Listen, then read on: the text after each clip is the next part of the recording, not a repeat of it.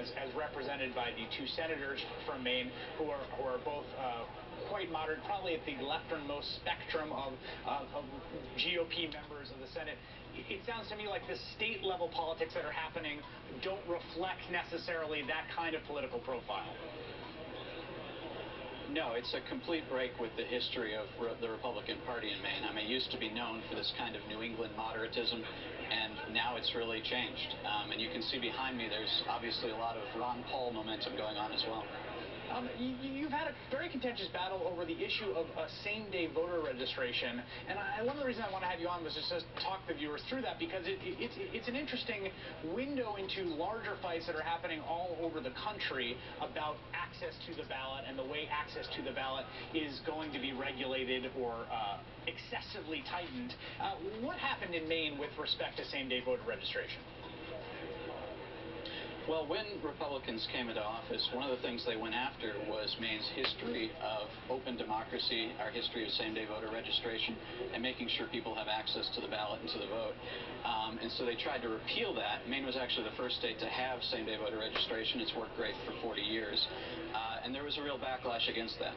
The Maine People's Alliance that I work for and many other groups and individuals across the state came together and we ran something called a People's Veto, where we gathered a number of signatures, we got it on the ballot, and we made sure that didn't happen.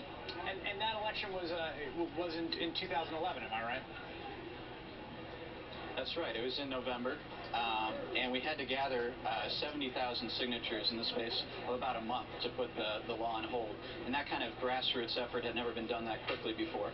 So I think it really says something about the fact that people, while there has been some changes in our politics, Maine remains a progressive state and one that cares about our highest in the nation voter participation and cares about democracy. The 2011 victory of the People's Veto of the move to get rid of same-day voter registration that you organized on, you just mentioned, do you see that as representing a kind of backlash to the conservative ascendancy of 2010 and the state returning to an equilibrium more like what it was before 2010, or do you see that as largely the product of good organizing or passion about that specific issue?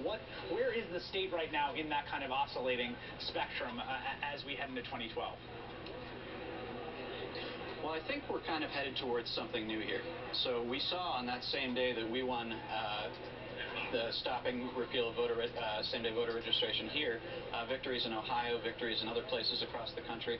And something that our polling showed was that the group that was most in favor of same-day voter registration wasn't even Democrats or wasn't even young people.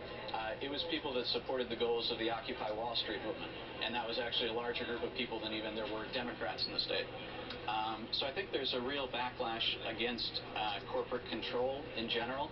I think there's a real backlash about money in politics and about the extremism that some of these politicians that won in 2010 have exhibited in Maine and in other places. Mike Tippings of the Maine People's Alliance joining us live from Maine tonight. Thank you so much for your time. I really appreciate it. Thanks, Chris. Great to be here.